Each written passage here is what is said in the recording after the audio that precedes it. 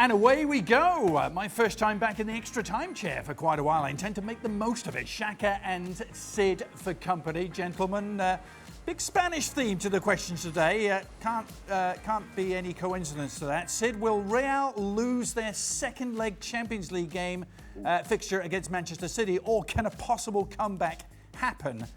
What do you think? I mean, look, the most likely scenarios, I suppose, is given the lead that they have and the lead having won away from home as well, that Manchester City will feel that they're well placed to go through. But I think we have learned, haven't we, over the last 5 or 6 years, never to assume that Real Madrid won't progress in the Champions League. You know, when they won the Champions League 3 years in a row, in all 3 of those seasons, I mean, perhaps less so in the second of the 3, but in all 3 of those seasons, there were times all the way through where it felt like they were on edge. And somehow they always found a way. Somehow they always seemed to just get through it. Whether it was that they trusted that the moment would arrive, whether they got a little bit lucky at times, whether they defended really well, whether there was kind of a taste for the epic and the heroic, and they kind of enjoyed that sense that they were on edge.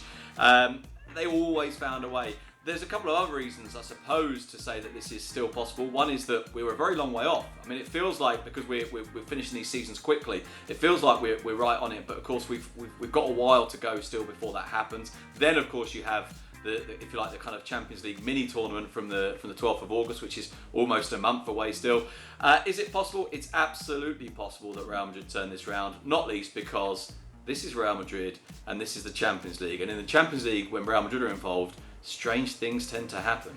They do, don't they? Shaka, are you putting any of your money on this, or any of Stevie Nicholls' money? I put some of Stevie Nicholls' money on it. And if I were to put any money, it'd be on City. But to the question, of course, it's possible that Real Madrid turn this around. Coming off the break, they've won 7 on the spin, and you've seen City look fantastic, and at the same time, we've also seen them look a little bit mediocre. So who knows exactly where this one will go?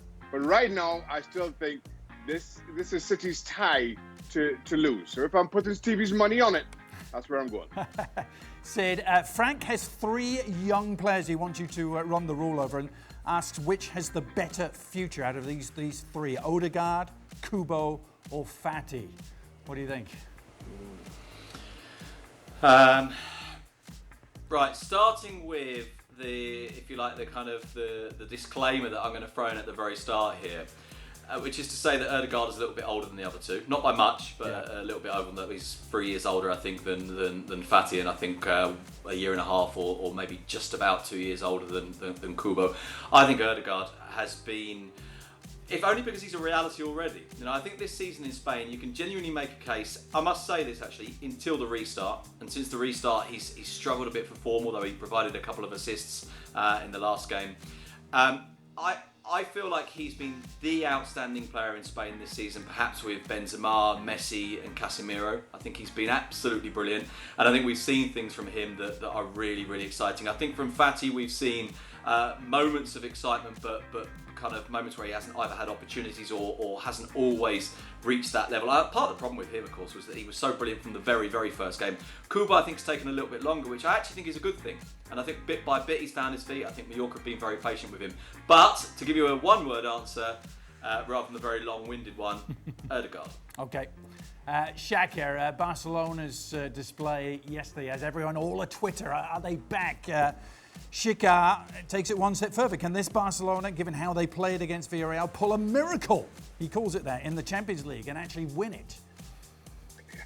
Certainly, they have the tools to win it. Messi continues to astound. That hasn't changed. Most importantly, Luis Suarez, over the last couple of games, is starting to show the kind of form that we normally associate with Suarez. And as good a goal as it was from Griezmann yesterday, we are talking about Griezmann, who's seen more lows than highs since his arrival in Barcelona. Can Suarez and Messi continue in this form and pull it off? Yes, but that's asking a lot on the shoulders of Lionel Messi, and a consistency from Suarez that, as much as we've seen it over the last 2 games, we haven't seen it for quite some time.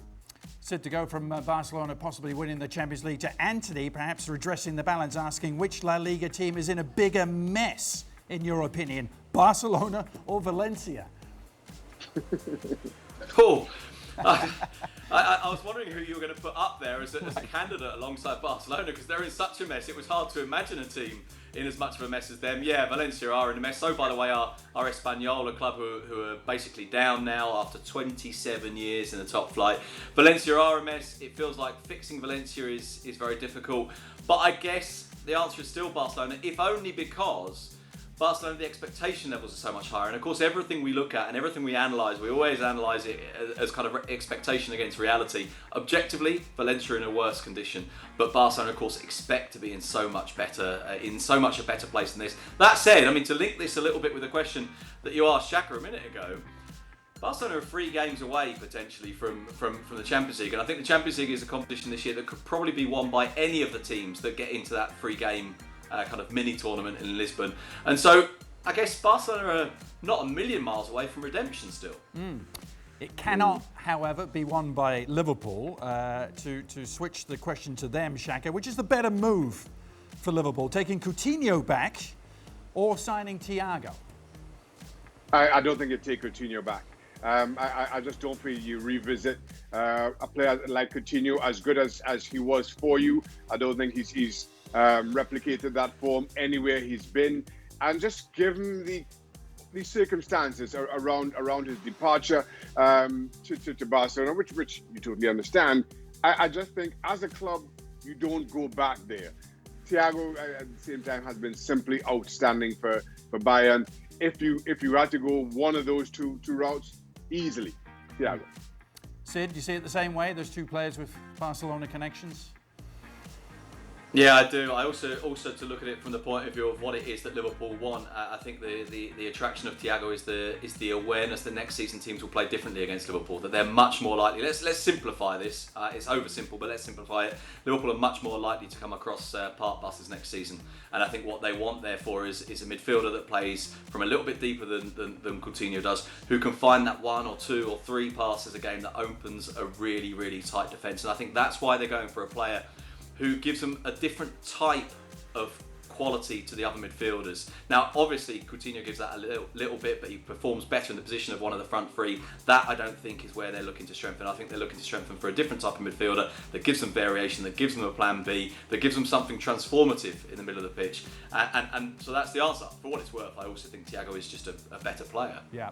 Sid, one more on Barca from Hislop's Shark Bake, regular provider of questions. For Sid, it's good to have him back, it is. For Sid, why does Pique continue to get a pass for his subpar defence? At this point, shouldn't Barcelona's 2 centre-backs be Umtiti and Lenglet? It's not often that I say this, but I don't agree with the question at all.